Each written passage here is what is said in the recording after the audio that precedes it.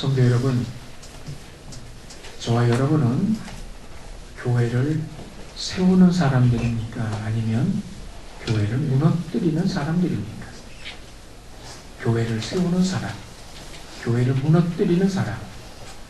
어떻게 보면 외부에 있는 사람들, 기독교를 반대하고 하나님께 대하여 온전치 못한 마음을 가진 분들이 교회를 무너뜨린다고 생각하지만 그렇지 않을 수도 있습니다. 이에 대해서 우리 오늘 본문을 중심으로 함께 생각해 보고자 합니다. 주홍글씨, 큰 바위 얼굴 많이 들어보셨죠? 나다나엘 혹은 너세니얼 호슨이라는 그런 작가가 쓴 소설 제목들입니다.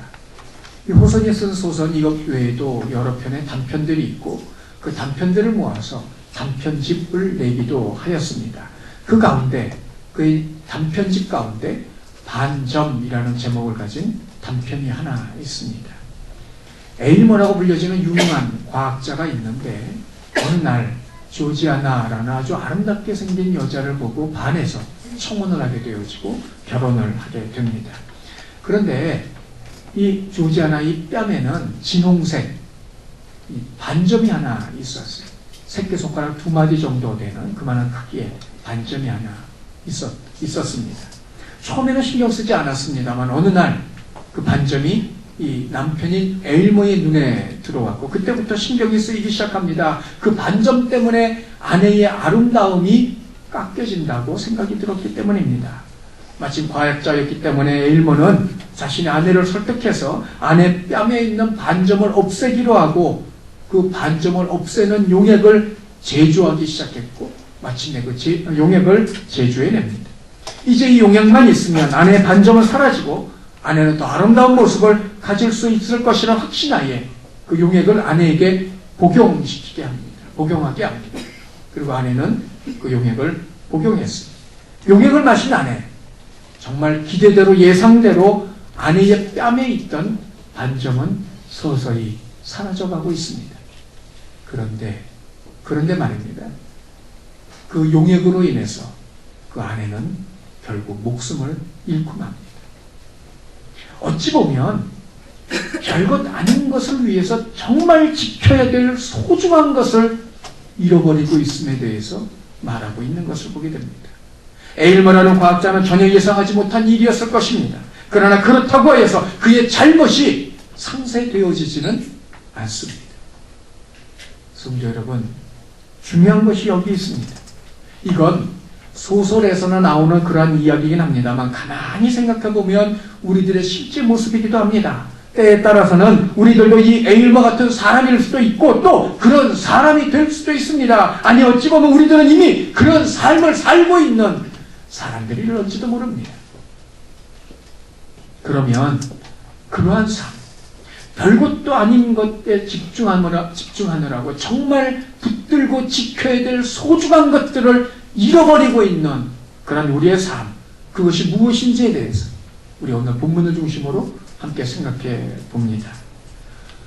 오늘 본문 계시록 7번째입니다. 오늘 본문은 요한이 편지를 써서 보냈던 7교회들 가운데 첫 번째 교회인 에베소 교회에 보내는 편지의 말씀입니다.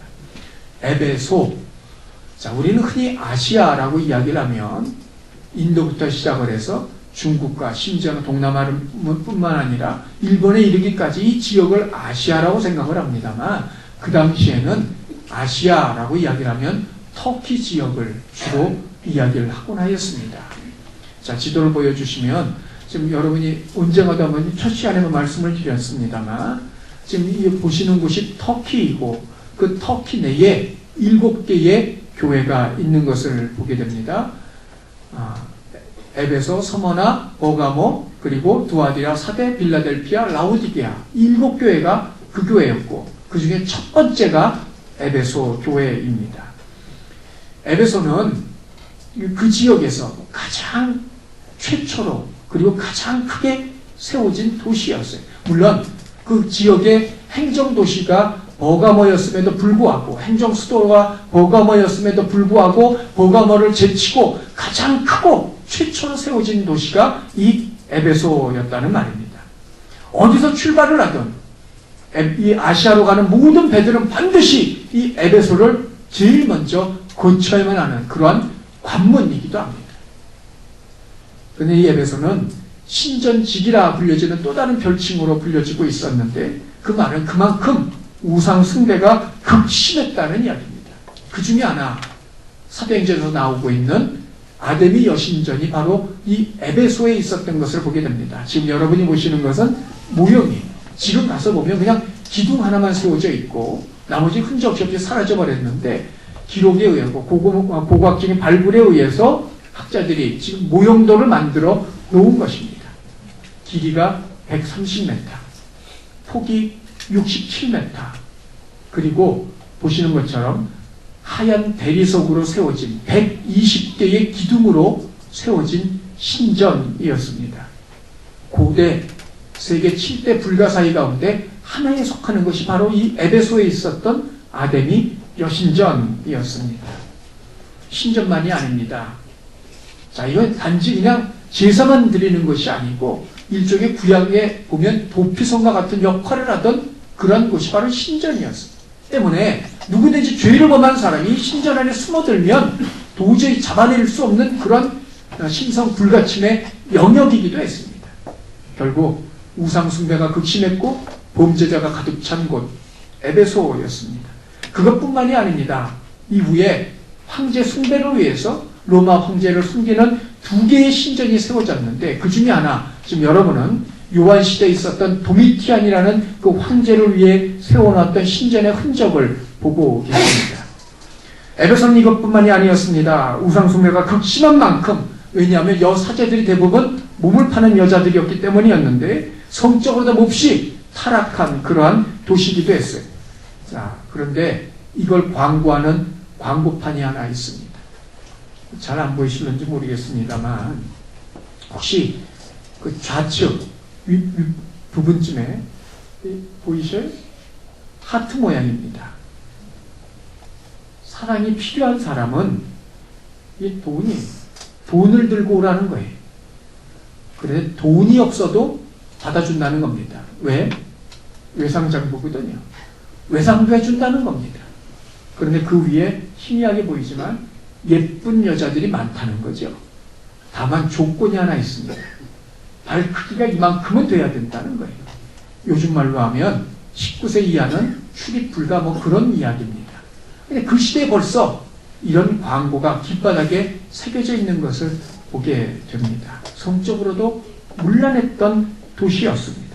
근데 이런 에베소에 바울이 브리스길라 아굴라와 함께 가서 교회를 세웠고 거기서 3년을 바울이 눈물을 흘려가며 가르쳤고 그 가운데 2년 동안 두람노 서원이라는 곳에서 복음을 전했던 것을 우리가 성경을 통해서 알게 됩니다.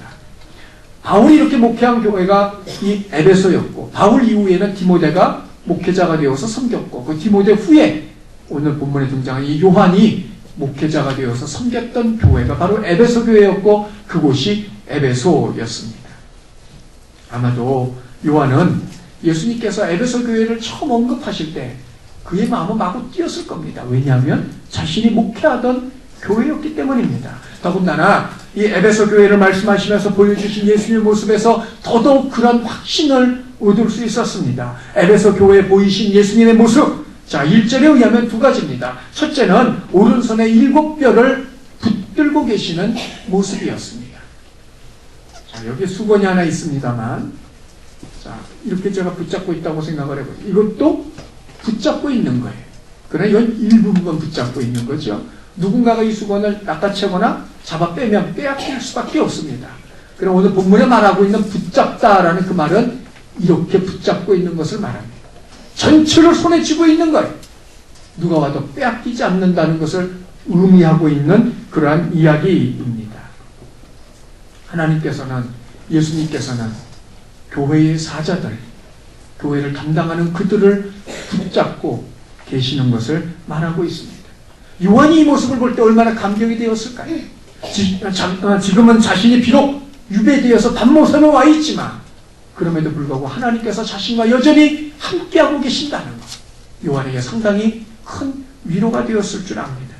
이것뿐만이 아닙니다. 두 번째는 7 금촛대 사이를 거니시는 분이라고 말씀하고 있습니다. 1장 20절에 보면 그 촛대를 교회라고 말하고 있어요. 교회를 떠나지 않고 그 모든 사정을 다 아시고 계시는 주님을 말하고 있는 것입니다. 전해지는 말이 사실이라면 지금 에베소 교회는 목회자가 사도 요한이 이 에베소 교회에서 목회할 때 붙잡혀서 유배가 되었는데, 자, 지금 이렇게 목회자가 공석인 가운데 핍박 속에 놓여있는 교회가 에베소 교회였고, 그런데 그런 에베소 교회를 향하여 이렇게 보이시는 예수님의 모습, 그건 요한 자신에게도 그리고 에베소 교회 자체에게도 상당한 위로와 격려가 되었을 줄 압니다. 아, 하나님이 아직도 나를 버리지 않고 계시는구나. 하나님이 여전히 나를 붙들고 계시는구나. 하나님께서 참고, 내가 하나님을 위하여 참고 견딘 것이 결코 헛되지 않은 것이구나. 그걸 요한도 에베소 교회 성도들도 보고 있다는 말입니다. 나아가 이것은 말뿐이 아니었고 모습뿐만이 아니라 실제적인 격려와 위로로도 이어지고 있습니다. 2절 3절을 보십시오. 2절 3절에 보면 에베소 교회를 향한 예수님의 칭찬 3가지가 등장을 합니다. 먼저 첫째는 에베소 교회는 수고와 인내가 있는 교회였습니다. 행위, 자, 보시면 2절에 보면 내 행위와 수고와 인내를 알고 라고 말씀하고 있는데, 여기서 말하는 이 행위, 어떤 특정한 행동보다는 에베소 교회 성도들이 믿는 자로서 살아온 삶의 모든 과정을 말하는 것이고, 그것이 구체적으로 나타나는 것이 이후에 등장하는 수고와 인내라는 단어입니다. 수고, 원문의 의미를 보면 땀을 뻘뻘 흘리면서 기진맥진하기까지 수없는 봉사와 선행과 섬김의 사역을 말합니다.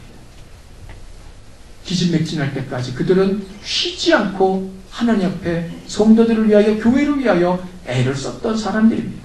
그 다음에 인내, 그리스도인이기 때문에 주어지는 냉대와 모함, 따돌림, 그리고 물건을 사거나 팔지 못하도록 제한하는 것.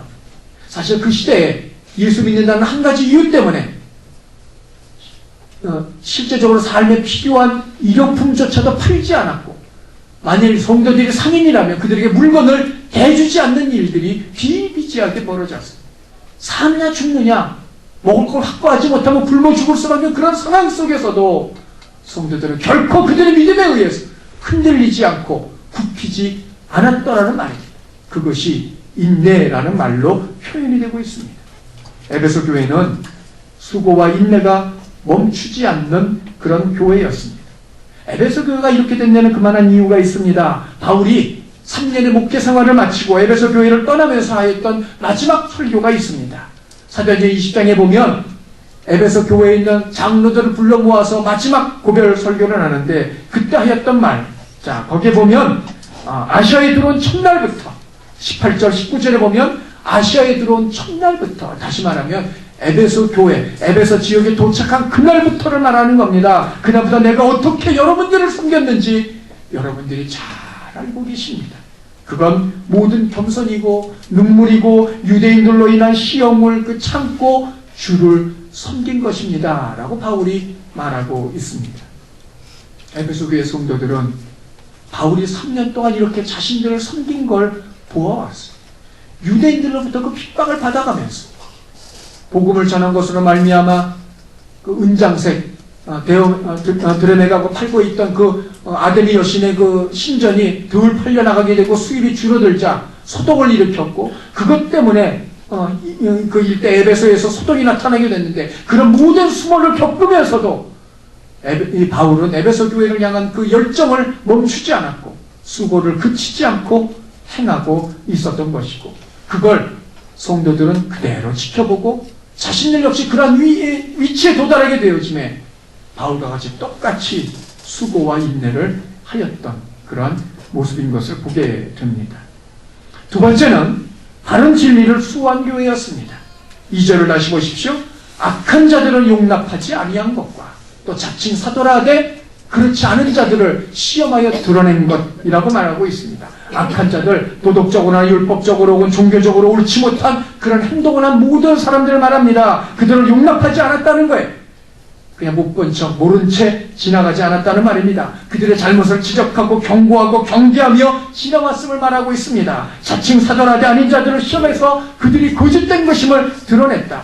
당시 많은 교회들은 우리처럼 한번 교회를 맡으면 은퇴할 때까지 담임을 하고 있는 그런 교회들이 아니라 대부분 2년 혹은 3년 동안 일정 기간 동안만 목회를 하고 다른 지역으로 이동하는 이런 상황이었었고, 그렇게 이동하는 이들을 일컬어 우리는 흔히 순회 전도자 혹은 사도라고 부르고 있는데, 요한도 그런 사람이었고, 그래서 요한이 비어있는 그 틈, 요한이 유배를 가 있는 그 틈에 자칭 사도라고 등장을 하였는데 실제 사도가 아니라 거짓된 사람들이었어요.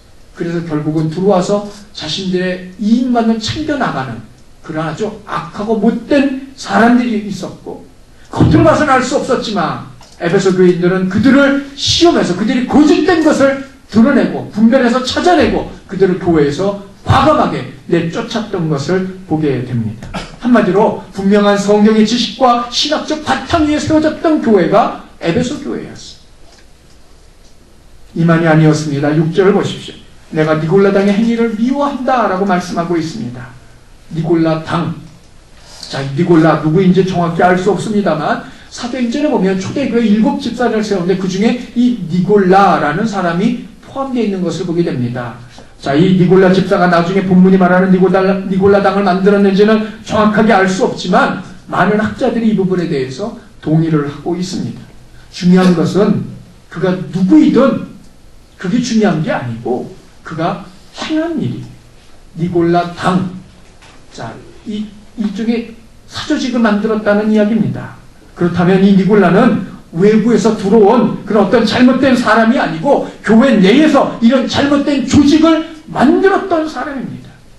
이 니골라 당을 본문 에베소 교회뿐만 아니고 버가모 교회에서도 또다시 등장하고 있는데, 여기서 보면 그들을 가리켜 발람의 교훈을 따르는 자들이라고 말하고 있어요. 발람, 신명기에 보면 모압 왕이 이스라엘을 저주해서 망하게 하기 위하여 초빙해온 그러한 예언가였습니다. 그럼에도 불구하고 그는 거절하였다가 마침내는 결국에는 자기가 받았던 그 수고비 때문에 이스라엘을 우상숭배와 음행에 빠뜨려서 결국은 이스라엘을 망하게 만들었던 장본인이 바로 이 발람이었어요. 결국 니골라 당이나 발람의 교훈을 지키는 자들이나 동일한 사람들이었어요. 니골라 두 단어의 합성어입니다. 니코스에서 승리자라는 뜻이고 또 하나 라우스 백성이라는 뜻이 백성들에게서 이긴 자라는 그런 의미를 가지고 있고, 발람, 발라 삼켰다는 말이고 백성이라는 뜻입니다. 백성을 삼켜버린 사람이라는 이야기. 한마디로 하면 백성들을 망하게 한, 성도들을 망하게 한 사람들, 망함에 이르게 만드는 사람들이 니골라 당이었고 발람인 것을 보게 됩니다. 그리스도께서 몸 깨뜨리고 피를 흘려 죽으시면서 세우신 것이 교회인데, 그런 그리스도를 대적하여 이 교회를 망하게 하는 사람들, 바로 그들이 니골라 당이고 그들이 발람의 교훈을 따르는 사람들. 그런데 에베소 교회는 이런 사람들을 미워했다는 거예요. 감정적인 미움을 말하는 게 아니라 이 말은 거부했다는 말입니다. 에베소 교회는 바른 진리를 굳게 지킨 교회였습니다. 에베소 교회가 이렇게 한 이유는 역시 바울의 마지막 고별 설교에서 근거를 찾을 수 있어요. 사도행전 20장 29절부터 30절을 보십시오. 마지막 고백을 하면서 그가 부탁하는 말입니다. 내가 떠난 후에 사나운 이리가 여러분 가운데 들어올 것이다. 그래서 양떼를 아끼지 아니하고 여러분 가운데 많은 제자들을 끌어 자기를 따르게 하고 어그러지는 말을 하게 할 것이라고 그가 말하고 있는 것을 보게 됩니다. 바울은 지금 자신이 떠나지만 후에 그 결과로 말미암아 누군가가 들어와서 교회를 어지럽힐 것을 이미 알고 있었어. 그럼 그 결과가 무엇입니까? 31절에 보면 그러면 여러분은 깨어있어서 내가 3년 동안이나 밤낮 쉬지 않고 여러분을 가르치던 것을 기억해봐요. 그런 사람들이 들어왔을 때 내가 3년 동안 밤낮 눈물로 여러분을 가르친 것을 여러분은 기억하십시오. 이 마지막 당부를 하고 있어요. 에베소 교회는 바울의 이 마지막 당부와 그의 가르침을 기억하고 있었고, 그 결과 어떤 잘못된 사람들이 들어온다 할지라도 그들을 분별해내었고 그들의 가르침과 미혹을 거부할 수 있었던 것입니다. 에베소 교회가 그런 교회였어요. 세 번째, 에베소 교회는 시련을 참고 견딘 교회였습니다. 3절을 보십시오. 참고 내 이름을 위하여 견디고 게으르지 아니한 것이라 말하고 있어요. 참다, 이 말은 2절에서 말하고 있는 인내라는 단어와 동일한 이야기입니다. 어떤 핍박 속에서도 굽히지 않는 확고부동한 바로 그것입니다. 뿐만이 아니라 그들은 견뎌냈어요. 무거운 짐을 지고 버텨냈다는 말입니다. 핍박을 의미하는 거죠. 게으르지 않고, 그런 상황 속에서도 게으르지 않고, 꾀부리지 않고, 쉬지 않고, 묵묵히 맡은 일을 완수해내는 것을 말하고 있습니다. 에베소 교회는 핍박에 굽히지 않고 사명을 완수한 교회였습니다. 에베소 교회가 이렇게 할 수 있었던 건 역시 바울의 마지막 설교에서 근거를 찾아볼 수 있습니다. 바울은 이제 에베소를 떠나 예루살렘으로 가는데, 가서 자기에게 어떤 일이 주어질지 전혀 알지 못한다고 말하고 있어요. 그러면서 덧붙여 하는 말입니다. 23절 24절을 보십시오. 결박과 환난이 나를 기다린다고 할지라도, 나는 지금 예루살렘을 향해 나가는데, 내가 예루살렘에 도착했을 때 비록 내 몸이 묶임을 받고 내게 환난이 있다 할지라도, 24절 보세요. 내가 달려갈 길과 주 예수께 받은 사명 곧 하나님의 은혜의 복음을 증언하는 이 일을 마치려 하면은, 나의 사명을 완수하려 하면은 나의 생명조차 아끼지 아니하노라. 에베소 교회는 복음에 대한 바울의 확고한 결단과 각오가 무엇인지 알고 있었고, 그를 본받은 에베소 교회 역시 온갖 박해와 유혹 속에서도 오직 주를 위해서라는 그 한 가지 때문에 묵묵히 참고 견디며 사명을 완수하였던 교회입니다. 바울이 데살로니가 교회를 향하여 하였던 칭찬 한 가지가 있습니다. 데살로니가전서 1장 3절에 보면 이 세 가지로 칭찬했는데, 하나는 믿음의 역사가 있는 교회, 또 하나는 사랑의 수고가 있는 교회, 또 하나는 소망의 인내가 있는 교회라고 데살로니가 교회를 칭찬하였는데, 데살로니가 교회뿐만 아니라 에베소 교회가 바로 그런 교회였다는 말입니다. 수고의 인내가 있는 교회, 사랑의 수고가 있는 교회였습니다. 바른 진리를 수호한 교회, 믿음의 역사가 멈춰지지 않는 그런 교회였습니다. 시련을 참고 견딘 교회, 소망의 인내가 있었기 때문에 핍박 속에서도 굴하지 않고 끝끝내 버티어냈던 겁니다. 성도 여러분, 이런 교회를 한번 생각을 해보십시오. 만일 목사로서 바람이 있다면 이런 교회에서 목회 한번 해보는 것입니다. 또 성도들과 더불어 함께 이런 교회를 만들어 가는 것입니다. 바라는 것은 우리 바울의 교회가 이런 교회가 되기를 소원합니다. 그리고 여러분들은 그런 교회를 만드시는 분들이 되시기를 축원합니다. 그러나 이런 에베소 교회이지만 한 가지 문제가 생겼습니다. 정말 말 그대로 한 가지입니다. 에베소 교회는 이전에 예수님으로부터 세 가지의 칭찬을 들었던 교회입니다. 거기 비하면 한 가지는 아무것도 아닌 것처럼 보일 수 있습니다. 근데 그것은 무엇입니까? 4절 우리 다 함께 읽습니다. 시작. 그러나 너를 책망할 것이 있나니 너의 처음 사랑을 버렸느니라. 에베소 교회에 있었던 유일한 한 가지 잘못, 첫사랑을 버린 것입니다. 여기서 말하는 첫사랑이 하나님을 향한 것인지 아니면 사람을 향한 것인지 아니면 하나님과 사람을 모두를 향한 것인지 정확하게 알 수 없습니다. 그러나 3절에서 보았던 에베소 교회는 주의 이름을 위하여 참고 견디고 인내하고 게으르지 않았던 그런 교회입니다. 에베소 교회가 스스로 자신에게 한 말이 아닙니다. 예수님께서 에베소 교회를 향하여 하신 말씀입니다. 예수님께서도 에베소 교회가 주를 사랑하는 마음을 인정하셨다는 의미입니다. 그렇다면 여기서 말하고 있는 이 사랑, 이건 주를 사랑하는 것이라기보다는 성도들 사이에서의 사랑인 것을 우리는 짐작할 수 있습니다. 그럼 성도들 간의 사랑은 무엇일까요? 사도행전에 보면 초대교회 때 성도들의 모습이 기록이 되어져 있습니다. 2장 44절을 보십시오. 믿는 사람들이 다 함께 있어. 뿔뿔이 흩어진 것이 아니고 함께 모였고 함께하고 있습니다. 모든 물건을 서로 통용하고 나누고 있습니다. 45절 보십시오. 또 재산과 소유를 팔아 각 사람의 필요를 따라 나눠주며 자기 재산을 기꺼이 내놓았음을 말하고 있어요. 46절 보십시오. 날마다 마음을 같이하여 성전에 모이기를 힘쓰고 집에서 떡을 떼며 기쁨과 순전한 마음으로 음식을 먹고, 이건 성찬을 말하는 겁니다. 그들은 매일같이 모여서 예배하고 있었다는 말입니다. 47절을 보십시오. 그 결과입니다. 그래서 하나님을 찬미하며 온 백성에게 칭송을 받으니. 이게 초대교회의 모습이었습니다. 한마디로 하면 내 것을 아끼지 않음입니다. 내 것을 아끼지 않음. 그러면 초대교회 이렇게 할 수 있었던 이유가 무엇일까요? 그건 한 가지입니다. 하나님의 사랑을 맛보았기 때문입니다. 아무것도 아끼지 않는 것, 당연히 시기가 있을 수 없습니다. 자기 자신을 내세울 것도 없습니다. 더 가지기 위해서 길을 쓸 것도 없습니다. 오히려 나누고 있습니다. 사랑하기 때문입니다. 바울도 이에서 말하고 있습니다. 로마서 14장 17절을 보십시오. 오직 하나님의 나라는 먹는 것과 마시는 것이 아니고 성령 안에서 의와 평강과 실학이라. 의, 하나님 앞에 모든 옳은 것입니다. 평강, 하나님과 사람 사이 모든 갈등이 멈추어진 상태입니다. 그리고 실학, 온전한 기쁨을 말하고 있습니다. 이것이 있으니 다른 것을 맛보니 이것을 맛보니 다른 것이 더 필요 없습니다. 그러니 기꺼이 내놓을 수 있다는 말입니다. 그런데 에베소 교회는 이 사랑을 버렸다는 겁니다. 정말 마음은 그렇지 않은데 잠깐의 소홀로 말미암아 잊어버렸다거나 아니면 하다 안 돼서 어쩔 수 없이 내려놓은 것이 아닙니다. 오늘 본문에 보면 사랑을 버렸다라고 말하고 있어요. 그런데 원문에 보면 그건 능동형입니다. 자기 스스로 사랑을 내려놓고 포기했다는 이야기입니다. 성도 여러분,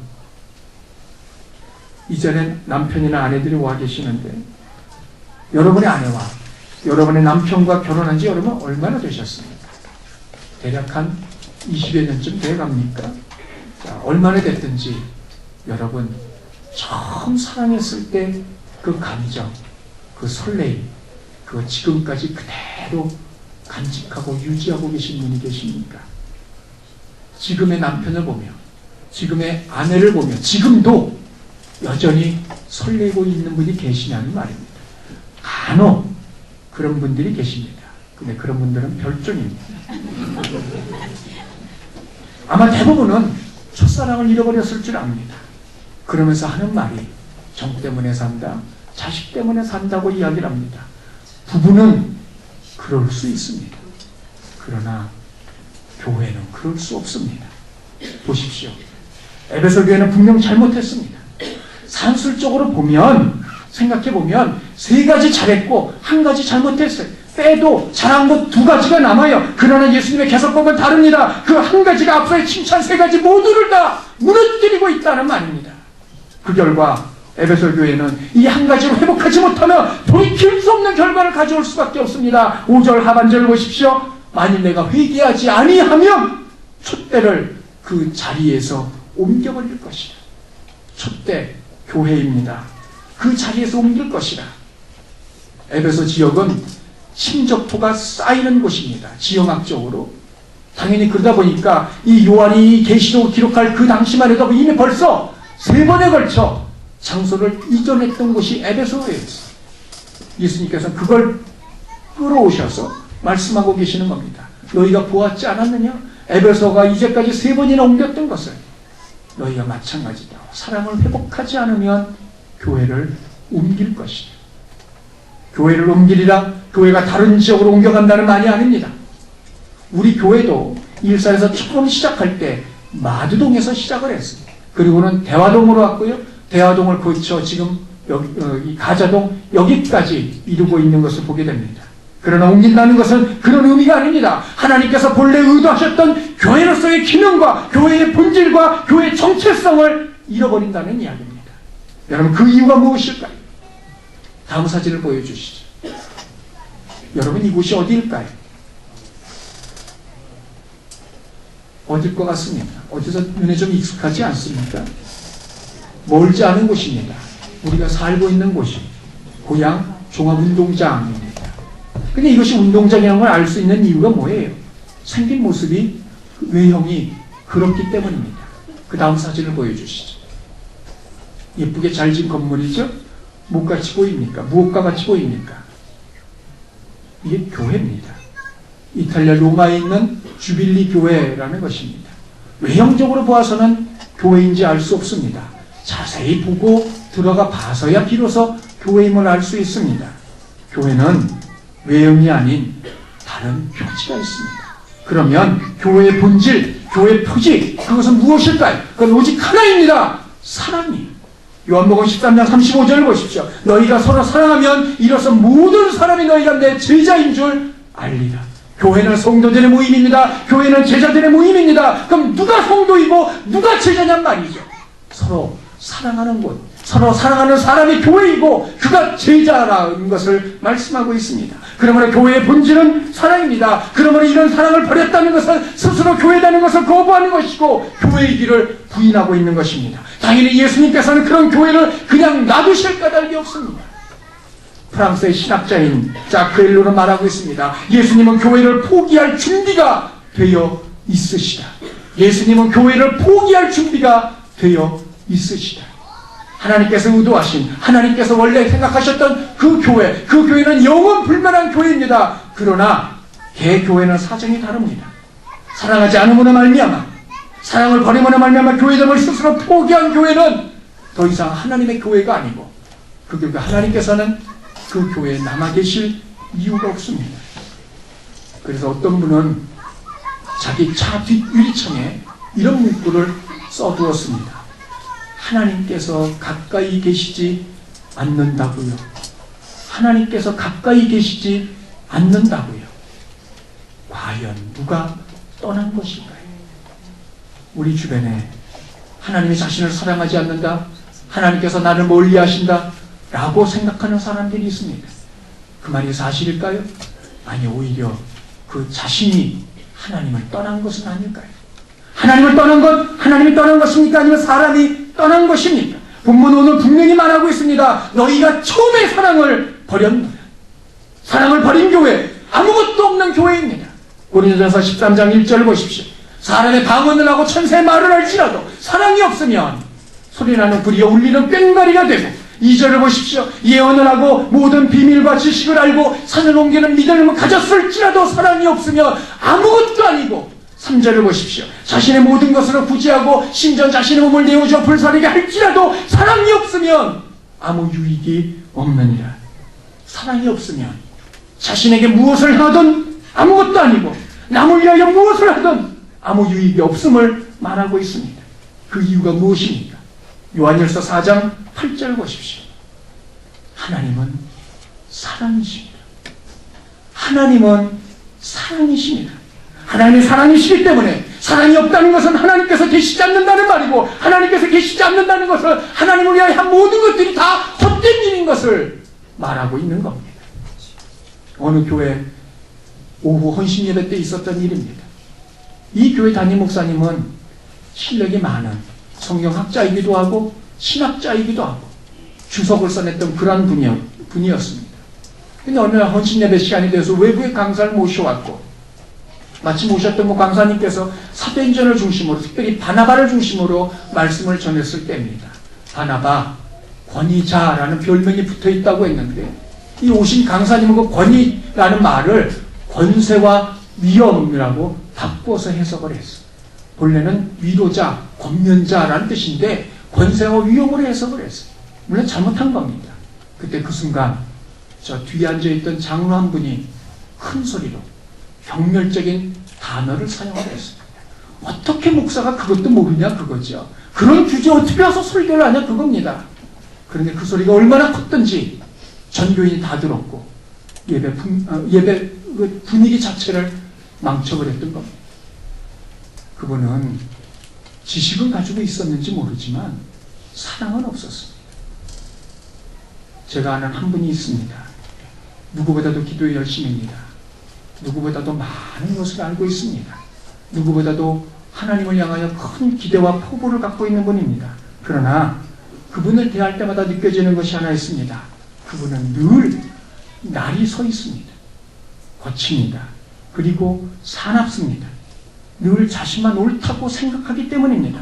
그러나 이것은 사랑이 없기 때문입니다. 사랑이란 무엇입니까? 고린도전서를 보십시오. 사랑은 참아주고 자랑하지 않고 교만하지 않고 무례히 행하지 않고 성내지 않고 모든 걸 참고 견디고 바라는 것, 그게 사랑인데 그 사랑이 없으니 그 많은 지식을 갖고 있고 그렇게 열정적으로 기도를 하고 큰 포부를 갖고 있어도 결국은 아무것도 아니더라는 말입니다. 지금 에베소 교회가 그렇습니다. 그럼 에베소 교회가 이렇게 된 이유가 무엇일까요? 에베소서 1장 15절을 보십시오. 에베소 교회는 처음부터 그런 교회가 아니었어요.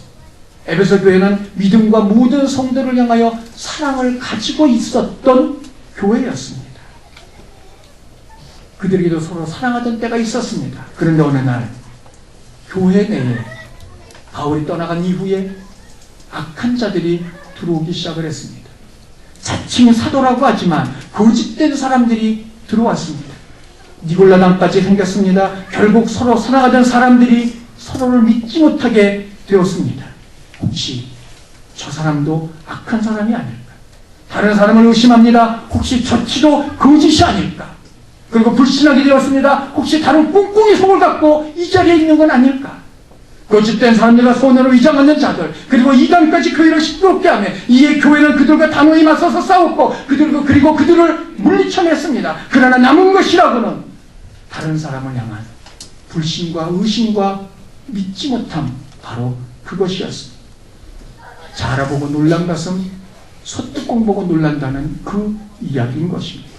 거기다 엄청난 핍박과 박해까지 사정없이 교회로 밀려 들어왔어요. 당연히 서로 간의 사랑을 유지할 수 없었을 것이고 그들은 처음 가지고 있던 그 사랑에서 서서히 변해 갔을 것입니다. 그러나 우리가 분명히 잊지 말아야 될 것이 하나 있습니다.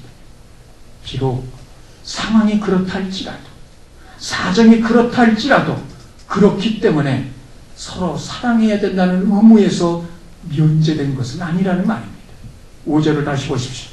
너희가 어디서 떨어졌는지를 생각하고 어디서부터 너희 사랑이 멈추어졌는지를 기억하라는 겁니다. 내가 사랑하던 때, 내가 다른 성도들을 위하여 기도해 주던 그때, 다른 성도들의 아픈 마음을 갖고 내가 함께 아파해주고 그들이 울 때 함께 울어주고 그들이 웃을 때 함께 웃어주던 바로 그때를 기억하라는 겁니다. 그럼 여기서 멈춰서는 안 됩니다. 그저 옛날이 좋았는데라고 말함으로 말미암아 그저 주구장창 예비어 청가만 부를 것이 아니라 행동으로 나타내 보이라는 거예요. 회개하고 행동화시키라는 겁니다. 그리고 처음에 행위를 가질 것을 말하고 있습니다. 그 옛날 내가 하고 받았던 그 사랑의 행동으로 다시 돌아가서 그렇게 살라고 말씀하고 있어요. 성도 여러분, 제가 부임한 이후에 우리 교회 많은 성도들이 오기도 하고 가기도 하셨습니다. 여기서 가신 분들은 잠깐 생각을 해봅니다. 정말 부득이하나 피치 못할 사정으로 이사 등 같은 것을 통해서 떠나신 분들도 있습니다. 설사 그렇다 할지라도 잊지 않고 찾아오시는 분이 계시지 않아요? 김정년 집사님이나 김현정 권사님 같이 말입니다. 근데 그런 분들을 제외하고 부득이한 사정이 아니라 할지라도 다시는 안 볼 사람들인 것처럼 돌아서서 간 그 성도들을 생각해 보십시오. 그 이유가 무엇일까요? 저나 여러분이 그분들을 향하여 조금 더 사랑해 주었더라면, 저나 여러분이 그분들을 향하여 조금 더 마음을 기울여 주었더라면, 그래도 과연 그분들이 교회를 떠났을까요? 교인들의 수가 줄고 교회의 재정이 적자가 되고 이자를 감당하지 못해 교회가 넘어가는 것보다 정말 더 크고 심각한 문제는 교회 가운데 사랑이 없다는 겁니다. 사랑이 없는 사역, 사랑이 없는 부흥, 사랑이 없는 전도와 구제와 선교, 그리고 봉사. 고린도전서 13장은 말하고 있습니다. 아무것도 아니고 아무 유익도 없느니라. 평생 봉사했는데, 그리고 하나님 앞에 섰을 때 하나님께서 하시는 말씀, 너는 세상에 사는 동안 단 한 번도 봉사한 적 없다. 찬양대로 평생 찬양을 하고, 교사로서 평생 가르치고, 목사로서 평생 설교를 하고, 성도로서 평생 섬겼는데 하나님께서 하시는 말씀이 넌 단 한 번도 찬양하지 않았다. 넌 한 번도 가르치지 않았다. 넌 한 번도 설교하지 않았다. 넌 한 번도 봉사하지 않았다. 사랑하지 않기 때문에 말입니다. 그 말을 들을 수도 있음을 기억하지 마십시오. 성도 여러분, 저와 여러분은 매주일 교회에 옵니다. 우리가 오는 것은 교회입니까? 아니면 교회입니까? 잊지 마십시오. 우리가 주일날 교회에 오는 것은 봉사하고 사역하고 가르치고 찬양하고 설교하기 위하여 오는 것이 아니라 우리가 교회에 오는 건 오직 한 가지, 서로 사랑하기 때문에 교회에 온다는 사실을 잊지 마십시오. 이걸 잃어버린다면 무엇을 한들 그것이 하나님 앞에 무슨 영광이 되고 하나님 앞에 무슨 유익이 되고 우리 가운데 어떤 기쁨이 되겠습니까? 아프사 에베소 교회는 사랑의 수고가 있는 교회라고 말씀을 드렸습니다. 그러나 엄밀히 말하면 사랑은 없고 수고만 있는 교회였습니다. 그러므로 그건 고생이고 하기 싫음이고 고역일 뿐입니다. 지난 주간 화요일 밤에 밤 10시 반이 넘어서 우리 김세호 전사 때 전화가 왔어요. 교회가 갑자기 정전이 됐다는 겁니다. 저는 그냥 단순히 그냥 이 차단기가 내려간 줄 알았어요. 뭔가 어디가 좀 잘못돼서 과부하가 어디서 차단기가 내려갔겠거니 하고 와서 봤더니 웬걸요. 이 1층, 2층 합해서 차단기가 17개가 내려갔어요. 복구도 안 돼요. 주로 이 콜센터 쪽에 문제가 생겨서 회복이 안 됩니다. 아무리 올렸다 다시 뭐 복구를 시켜도 복구가 안 되는 거예요. 결국은 유지아 집사님 아침 계셨는데 혜원이가 그걸 봤어요. 저기 밖에서 불이 번쩍 하더라는 소리가 나면서 한전에 연락을 하고 그래서 유지아 집사님 아침 계셨기에 그 이인규 집사님을 전화를 드렸어요. 그 밤에. 근데 밖에 나가 계신다니 집에도 아니고 사정 설명을 드렸더니 교회로 오시겠다는 겁니다. 먼저 들어와서 오시는 시간이 있으니까 한전에서 먼저 와서 공사를 하는 도중에 이 집사님이 오셨어요. 살펴본들 전원이 내려갔으니 확인할 수가 없고 그냥 돌아갈 수밖에 없었어요. 근데 마침 그때 전화가 왔어요. 둘째 아이한테, 혜연이한테 자기를 데리러 오라는 그런 이야기입니다. 어디까지 데리러 갔는지는 알 수 없지만 그 밤에 그 아이를 데리러 가더라고요. 제가 그 모습을 보면서 마음속에 그런 생각을 했습니다. 저게 사랑입니다. 교회를 사랑하니까 그 밤에 마다하지 않고 귀찮아하지 않고 장비 챙겨서 달려온 겁니다. 자녀를 사랑하니까 그 밤에 아무리 늦어도 그 아이를 데리러 가는 겁니다. 성도 여러분, 사랑하면 수고가 더 이상 일이 아닙니다. 마땅히 하는 것이기 때문에 그렇습니다. 사랑하면 섬김이 억지가 아닙니다. 당연히 하는 것이기 때문에 그렇습니다. 사랑하면 나눔이 마지못해서가 아닙니다. 반드시 해야 할 일이기 때문에 그렇습니다. 그러면 그 결과가 무엇입니까? 7절 하반절을 보십시오.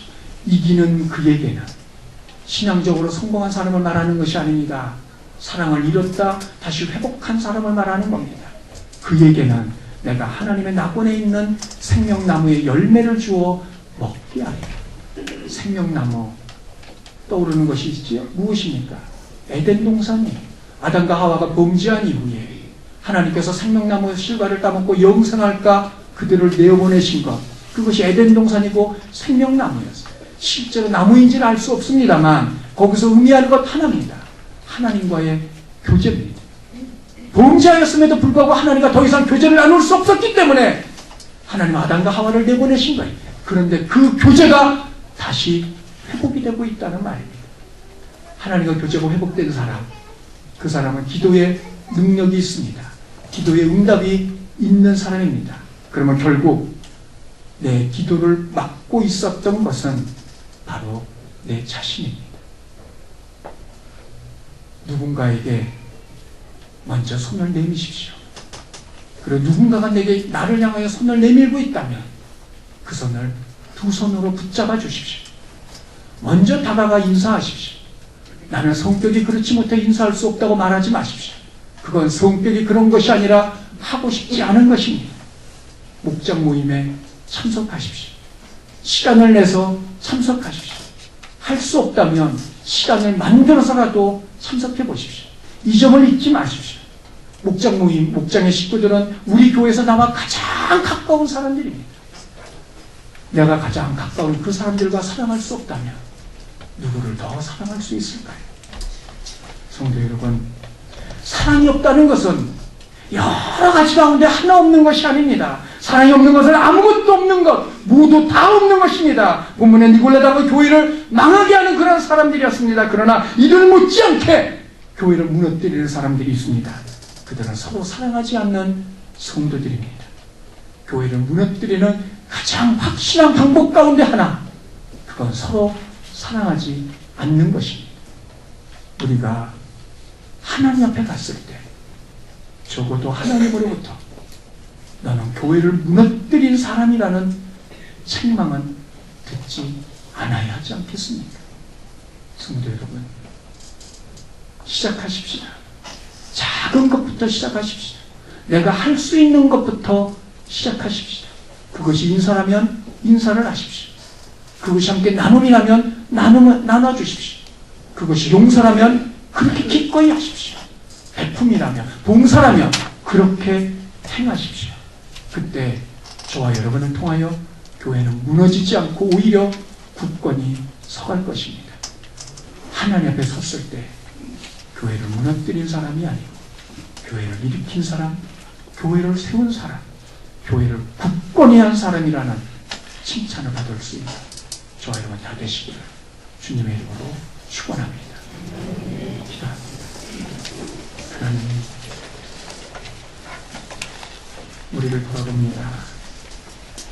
사랑한다고 하지만 사랑하지 못하였습니다. 아버지, 그래서 교회를 무너뜨리는 자로, 정말 내 마음은 그렇지 않은데 그런 사람으로 인정받을 수도 있습니다.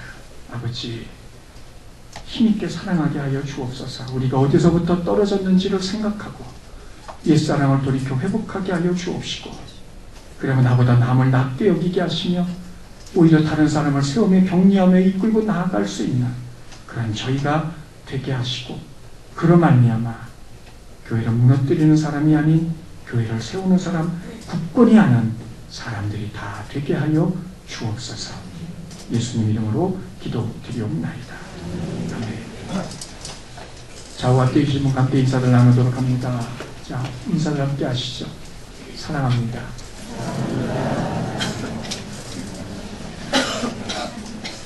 한 번 더 인사들 하시죠. 거짓말 아닙니다.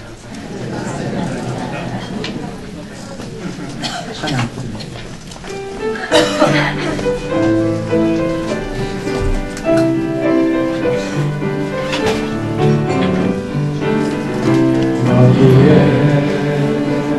우리 주의 은총 받은 자여라. 주께서 이 자리에 함께 계심을 알아오라. 언제나 주님만을 찬양하며 따라가리니 시험을 당할 때도 함께 계심을 믿노라. 이 믿음 너무 굳세라. 주가 지어주신다. 어두운 맘에도 주의 밝은 빛 인도하여 주신다. 주님이 그 다시 헤아리기 어렵더라도 언제나 주들 안에 내가 있음을 아노라. 사랑의 말씀들이 나를 더욱 새롭게 하니